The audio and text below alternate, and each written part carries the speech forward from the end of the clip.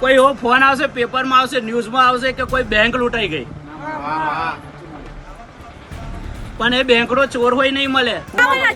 અમારી પાસે વિધિના કરીને લીધેલા છે કે અહીંયાથી શ્રીફળ આપે છે અને એનાથી સંતાન પ્રાપ્તિ થાય છે. જ્યારે આપણે એવું કહીએ છીએ કે આપણે ડિજિટલ થઈ ગયા છીએ, ડિજિટલ યુગમાં જીવીએ છીએ, જ્યારે આપણે એવું કહીએ છીએ કે આપણે વિકાસમાં ખૂબ આગળ વધી ગયા છીએ, ત્યારે ઘણી બધી ઘટનાઓ એવી સામે આવે છે જે સાંભળ્યા પછી આપણને એવું થાય કે ખરેખર આપણે આગળ વધ્યા છીએ કે ત્યાંના ત્યાં છીએ.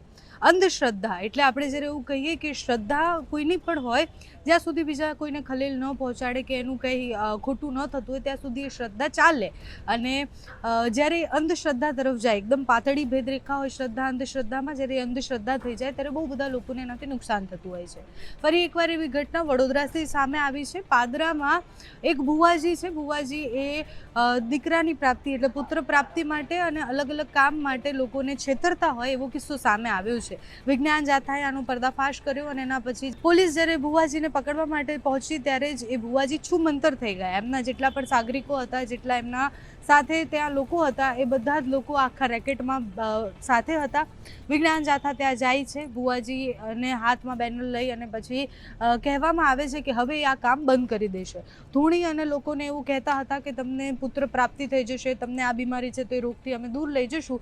વિજ્ઞાન જાથા એક એવી સંસ્થા છે જે આવા વિષયો પર કામ કરતી હોય છે. એ ભુવાજીના બહુ બધા વિડીયો વાયરલ થયા. એના પછી પોલીસ સામે ફરિયાદ પણ થઈ. પોલીસ પહોંચે એની પહેલાં વિજ્ઞાન જાથા પહોંચી ગઈ અને આખો ખેલ જે હતો એ પુત્ર પ્રાપ્તિ અને બીમારીઓ દૂર કરવાનો હતો. જ્યારે આપણે આવી અંધશ્રદ્ધાઓની વાત કરીએ એટલે એવા બહુ બધા ભુવાજી છે જે ગામડાઓમાં હજી પણ ધૂણે છે અને લોકો એમનો વિશ્વાસ કરે છે. શ્રદ્ધા હોય ત્યાં સુધી કોઈને વાંધો નથી, પણ એ અંધશ્રદ્ધા તરફ જતા લોકો અને એમને છેતરતા આવા ભુવાજી સામે કડક કાર્યવાહી થવી જોઈએ. અત્યારે તો પાદરા પોલીસ સ્ટેશનમાં ફરિયાદ નોંધાઈ ગઈ છે. વિજ્ઞાન જાથા ત્યાં પહોંચી ત્યારે શું થયું તે જુઓ. મારી બોલ એવો સમય બનાવશે કે 25 તારીખે બોલું છું ભાઈ. હું દારૂડિયા મલકની માતા છું, બંબરગોડાની બેડી છું ભાઈ. એવો સમય બનાવો, થોડા દિવસમાં સમય બનશે પિયુષભાઈ. કોઈ એવો ફોન આવશે, પેપરમાં આવશે, ન્યૂઝમાં આવશે કે કોઈ બેંક લૂંટાઈ ગઈ, પણ એ બેંકનો ચોર હોય નહીં મળે. હું મેળી કહું છું જગતમાં. મને આટલી અધોની આલી છે ને બધું પૂરું થઈ ગયું છે રાજભાઈ. જે હું રવિવાર બોલી છે બધું બનાવ્યું છે જગતની અંદર. હજુ 7મો મહિનો આવશે અને 8મો મહિનો ઉતારતા પૂર ના લાવું તો મારી મેડીનું વેન છે. કમ પૂર લાવવાનું છે મને જીગા ખબર છે કે આજે મારું ધર્મ બંધ કરી દીધું છે લોકોએ. આજે મારા મંદિરો બંધ કરાયા છે, પણ એ મંદિરના દરવાજાને જો પાણી ના છલકાવડાવો તો મારી મેરડીનું મેમ છે ભાઈ. પાદરામાં રામનગર વિસ્તારમાં છેલ્લા 10 વર્ષથી ઘરમાં માતાજીનો મઠ બનાવી લોકોના દુર્દર્દ મટાડવા, 25 પ્રકારના રોગ મટાડવા, અસાધ્ય રોગ મટાડવા, કેન્સર મટાડવા, સંતાન પ્રાપ્તિ વગેરે દાવા કરી અને રૂપિયા 1000થી માંડી 11,000 થી 1,51,000 રૂપિયાની ફી વસૂલતો હતો. માતાજીનો ભાઈને ડર બતાવતો હતો. આ ભૂવો છે તે માતાજીને અમુક વ્યક્તિઓ પોતાની માનતા નામે દારૂ પણ ધરતા હતા તેવી પણ હકીકત અમારી પાસે આવી છે. તો અમે અનેક લોકો છેતરાણા છે. ફ્રીજ લઈ દો, ચાંદીના ગ્લાસ લઈ દો, માતાજીની ટેક રખાવે, જુદા જુદા વાર ભરાવે, રવિવાર, મંગળવાર, ગુરુવાર ભરાવે અને એક જાતની દુકાન ખોલી હતી. વિજ્ઞાન જાથા આજરોજ રૂબરૂ આવતા પાદરા પોલીસ સ્ટેશન સાથે રાખીને ફરાર થઈ ગયો છે.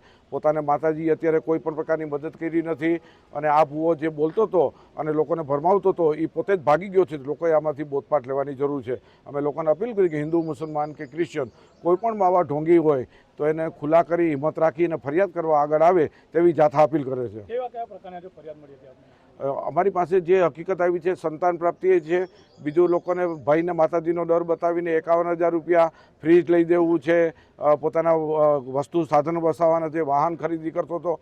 આ બધીને માતાજીનો ડર ને ભયના નામે લોકોની પાસે વસૂલતો હતો. બેંક લૂંટશે તો તેનો ચોર પણ નહીં પકડાય તેવું પોતે એવો પણ ધૂણતા દાવો કરે છે. ધૂણવાવાળા અને સવારીવાળા આખા ભારતની અંદર અમે 2800થી વધુનો પડદાફાશ એક પણ સાચો નથી નીકળ્યો. આ ઢોંગીનો એમાં ઉમેરો થયો છે. આ ઢોંગી સંપૂર્ણ ખોટો છે અને એનો જરા પણ વિશ્વાસ ન કરવો. પોતે બેંક લૂંટે તો એનો ચોર પણ પકડાય નહીં એવો દાવો કરે છે. આ ધૂણવાવાળા તમામ માનસિક બીમાર કે સંપૂર્ણ ઢોંગી હોય છે એટલે લોકોએ એના પાસે ભરોસો ન રાખવો તેવી જાથા અપીલ કરે છે.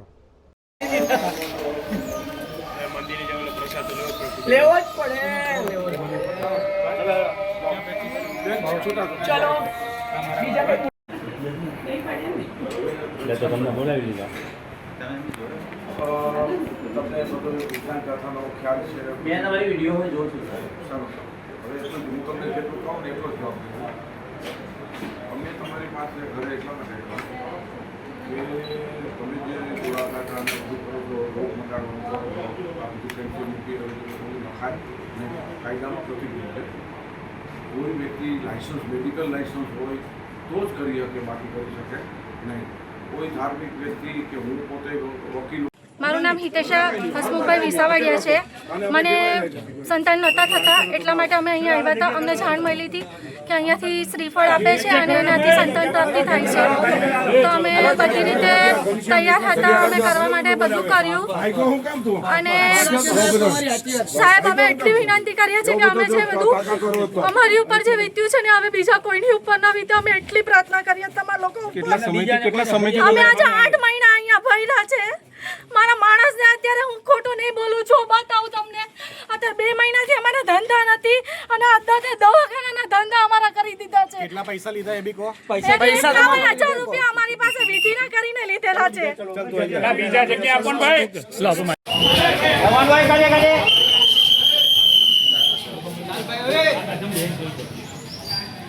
છેલ્લા 1.5 વર્ષથી અહીંયા આવતો હતો, પણ અમે માતાની આશા અહીંયા આગળ આવતા હતા. અમને ખબર નથી કે આ રીતના ધૂતી લેશે. એવાનું મારી ગાડી બી એમને જઈ ડાયરા થતા હતા ત્યાં હું એમને લઈને બી જતો હતો. વગર ની પૈસાની આશાએ હું એમની જોડે ફરતો હતો. પણ છેલ્લે એવું જાણવા મળ્યું કે આ ભાઈના થોડા ધંધા અવરા છે. તો અમને ખબર પડી. તો અમે એમને બચાવવા માટે જેમની બબાલ થયેલી એની સાથે અમે એમને વાતચીત કરવા ગયા. ત્યાં મારી ગાડી એમના છોકરાએ ખુદ જાતે તોડીને પછી એવું કહે છે કે તારી ગાડી તો ફલાણા ભાઈએ તોડી નાખી. અને એ ગાડીનો મારી પાસે વિડીયો બી છે કે કોઈ છોકરો ત્યાં ગાડી તોડવા આવ્યો હતો. શું છે, ક્યાંની ઘટના, કોણ છે? Housing board. તમારે શું કામ કરવા માટે આગળ આવતા હતા અને હાલ શું પરિસ્થિતિ છે? એકચ્યુઅલી અત્યારે તો પરિસ્થિતિ હાવ નબળી બની ગઈ છે. અહીંયા આવ્યા પછી જે મારું કામ હતું એ કામ બી પૂરું નથી થયું. ત્યાર પછી અમે ધીરે ધીરે મેં બંધ કર્યું. તો મને એવું કહેવામાં આવ્યું કે આ તો મારી મિસિસ જોડે એનું ચક્કર હતું, એ એકબીજાનું એઠું પીતા હતા. એ બી રેકોર્ડિંગ મારી પાસે છે.